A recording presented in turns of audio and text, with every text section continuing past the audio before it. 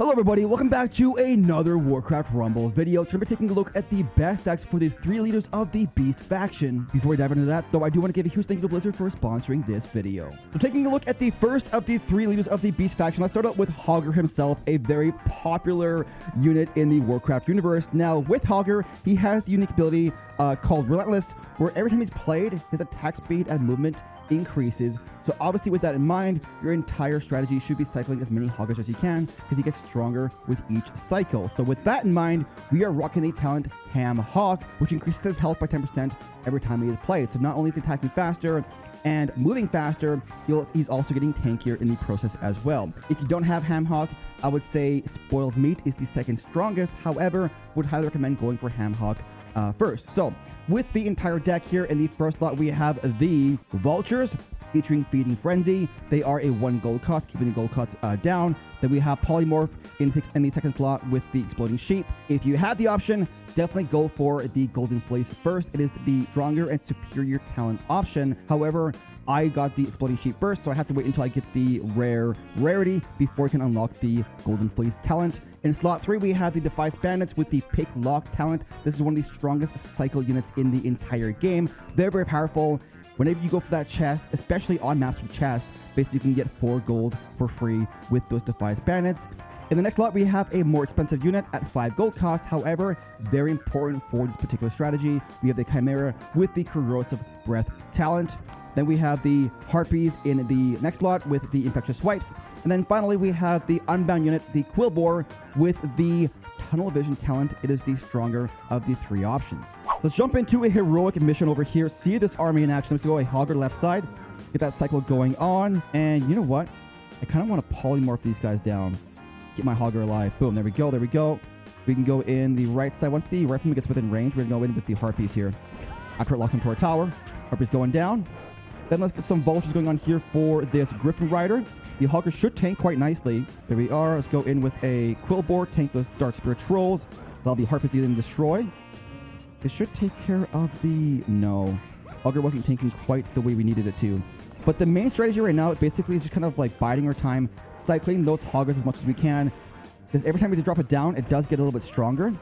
Go Hogger here. Kobold. And then we can go in with the Dark Spirit Troll for the Defiance Bandits here. Now, this map has no chest, so if you are playing a map that has no chest, you can't swap the talent of the Defiance Bandits out for something else. So Quillbore here, Vultures, yes sir, and let's go. Let's not polymorph yet. Take out some Hoggers, get the Kobold down here for that Gold Vein.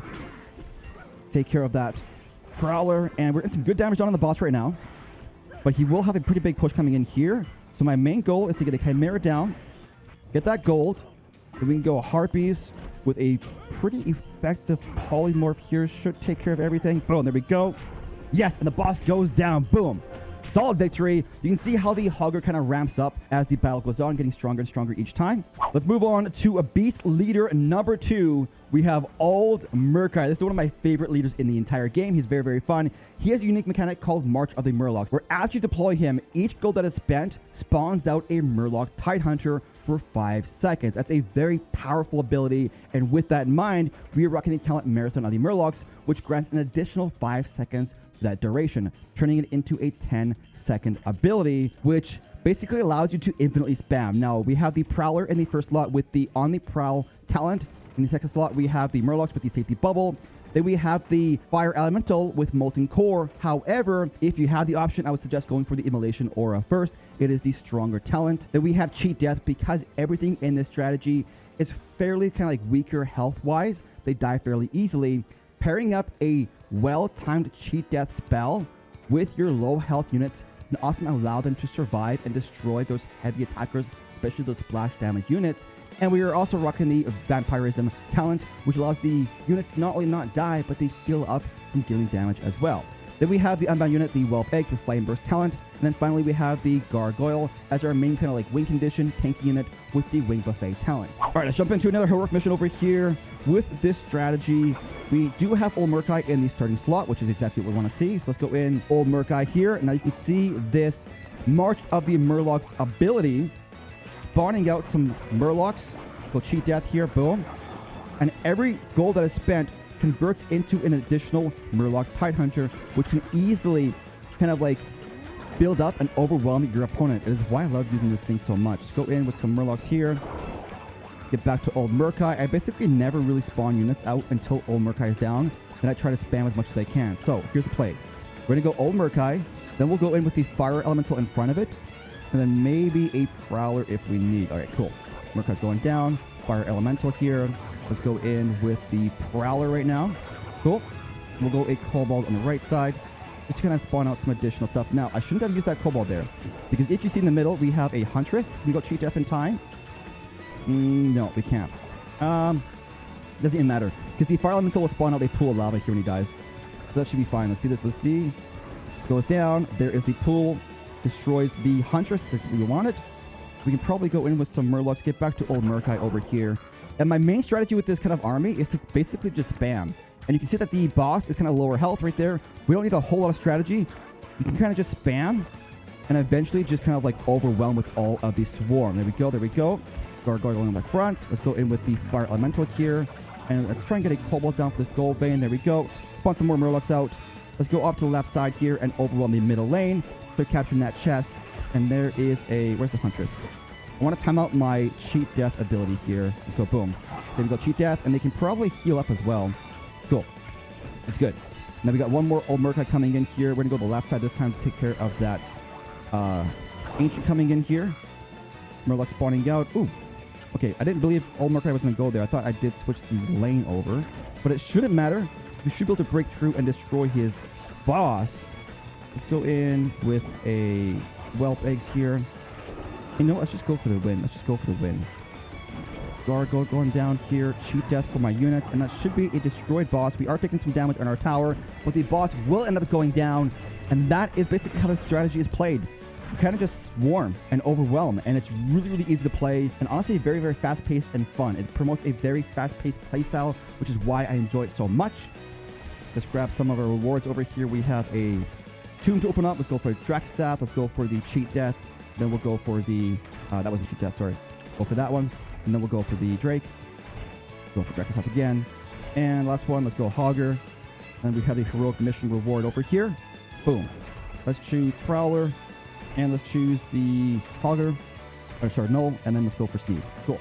There we go. There we go. Let's move on to the third and final beast leader. This one's very, very interesting. Charlga Razorflank. It's got a very unique ability that can be a little bit trickier to use, especially for newer players. The ability Spirit Tangle causes all of your minis in hand to share the same cost. And it's a kind of a unique way that it works. So you have to pay attention to the gold cost in battle. But we're also running the talent Cavernous Mist, which reduces the deploy cost by 1 gold of Charlga. Now we have the Globor with Tunnel Vision in the first slot. Oops, let's go throw that back on there. Then we have the Chimera, Corrosive Breath one more time, Heartbeats, Infectious Swipes. We have the Pyromancer with the Pyroblast talent. Then we have the Ghoul with the Bone Shield talent. And we have the Blizzard with the Cold Snap. All right, let's jump into a heroic mission over here. See this army in action. I'll kind of explain the mechanic as we go. I kind of want to go in here with a Chimera. Now pay attention to the gold cost of my minis down below. You'll notice that they are all the same, but they do change with every deploy. So basically, the next card coming up in your deploy will kind of give you a number, and that'll tell you what the next gold cost will be across the board. Go in the Harpies over here. And so with that in mind, you kind of want to optimize how much gold you're spending for each unit. Try to use the more expensive units when you have a higher gold cost. But if you can, try to use like this right here, for example. Use the Chimera for 2. This typically costs way more. We can use it for 2. We can go in for a Ghoul for 2 as well, which is still gold efficient. And we aren't wasting too much gold. What you kind of want to avoid is you want to avoid using a 5 gold cost deploy on a 1 gold cost minion like a Kobold. So if you have a Kobold, try not to use it for 5 gold. Try to use it for cheaper if you can. It doesn't always have to be 1 gold, but just a bit more if you can. So here, this. Go for the right side with a... I kind of want to go a Pyromancer for 4. It's not too bad. Actually, let's go up here with the Pyromancer. Take care of those elementals. Now we can go in with a Chimera here, right side. Then we'll tank for it with a Ghoul. There we are. For the 3 gold cost should be fine. Chimera should get in there. Ghoul is tanking. Come on, Chimera, destroy. Yes, yes, yes. Harpies here for the elemental. Keep our base alive. Then once we have all 3 towers captured, we should be able to set up a pretty nice little push and break through. I do want to go in here with Charlga for that. Destroy the elemental, and then we're going to go in with the cobalt here for that gold vein. All right, cool. Here we are. Oh, the boss gets destroyed. I didn't even see that. The Harpist snuck in to destroy that boss. Let's go. So here are the 3 armies one more time. We have the Charlga army, we have the old Murk-Eye army, and then we have the Hogger army. Let me know which of the Beast faction leaders is your favorite, and be sure to download Warcraft Rumble through the link down below. Once again, thank you to Blizzard for sponsoring this video, and we shall see you all in the next one.